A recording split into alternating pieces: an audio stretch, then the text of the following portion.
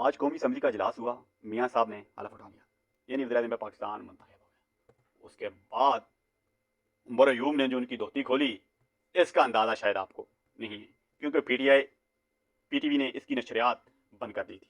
P T I کے جتنے امیدوار ہیں اس کی نشریات پی ٹی وی پر نہیں دکھائی جا رہی۔ عمر ایوب صاحب نے کہا کہ یہ فارم 47 کی پیداوار ہے، ان کے پاس ایسے کوئی حقوق یا رائٹس نہیں ہیں جیلی مینڈیٹ لے کر آ کر یہ اسمبلی میں بیٹھے۔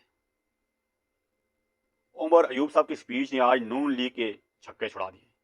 ان ساری قیادت کے، نون لیگ کی ساری قیادت کے چہرے آج لٹک رہے تھے۔ یہ ذرا آپ میاں صاحب کی ایک تصویر دیکھیں، یہ سوشل میڈیا پر بڑی وائرل ہو رہی ہے۔ ان کے چہرے دیکھیں کہ کیسے لٹکے ہوئے ہیں، مایوسی ان کی چہروں سے ٹپک رہی ہے۔